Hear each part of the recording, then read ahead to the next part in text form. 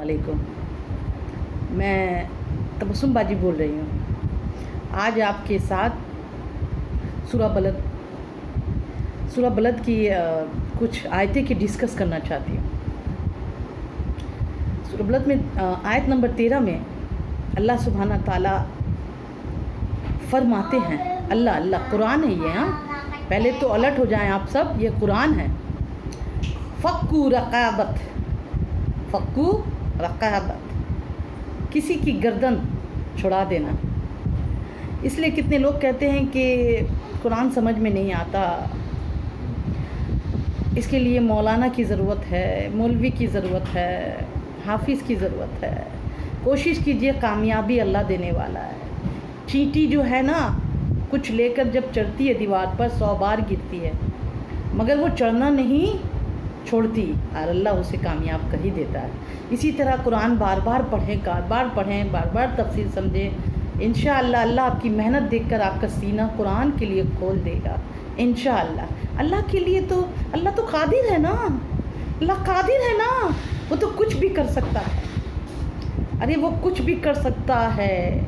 उम्मी को कितना बड़ा आलिमों का आलिम, सारे जहां का उस्ताद बना सकता है एक उम्मी को, तो वो कुछ भी कर सकता है। तो कुरान पे मेहनत कीजिए। फ़क्कु रक़ाबत, आयत नंबर 13, किसी की गर्दन छुड़ा देना। इसकी मतलब क्या होता है?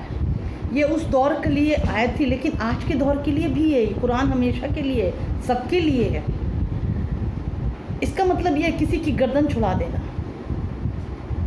यानी कि किसी गुलाम को आज़ाद कर देना, अपने माल खर्च करके किसी गुलाम को आज़ाद कर देना। उस वक्त का मामला बहुत ज़्यादा था, गुलाम बनाकर लोग रखते थे मक्का में। तो ये आयत अल्लाह ने उतारी थी, किसी की गर्दन छुड़ा देना। फ़क्कु रक़ाबत, यानी कि किसी गुलाम को आज़ाद करा देना अपने माल से। उसके मालिक जितना चाहे उसको देकर उस गुलाम को आज़ाद कर दो। आज के दौर में भी आप कर सकते हैं।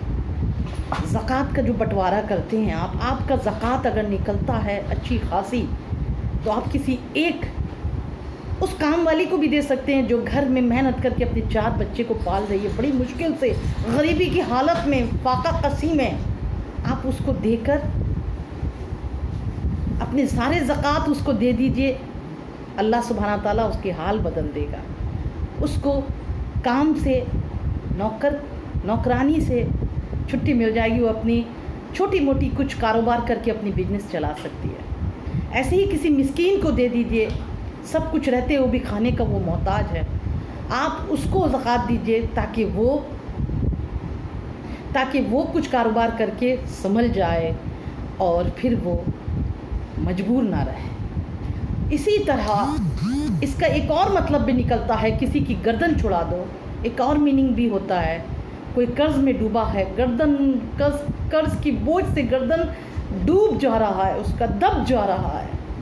आप अपने माल से, चाहे ज़कात हो, ज़कात के माल से, चाहे किसी की भी माल से, आप उसका कर्ज़ा उतार दें, उसके गर्दन का बोझ उतार दें। ज़कात का सही इस्तेमाल करें। अल्लाह सुब्हाना ताला कुरान को पढ़ें।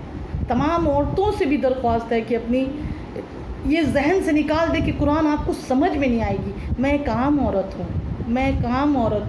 मैं आलिमा नहीं, मैं फाजिल नहीं, मैं एक आम औरत हूँ। जब मुझे कुरान समझ में आ सकती है तो आपको क्यों नहीं होगी? मैं सिर्फ़ एक दीन की दाई हूँ, हर कोई दीन का दाई बन सकता है। मेरी बात पे गौर करें। आगे का जो है इसी सूरह बलद में आयत नंबर 14, उसका वीडियो भी इंशाअल्लाह हम जल्द आपके सामने लाएंगे। अस्सलामु अलैकुम व रहमतुल्लाहि व बरकातहू।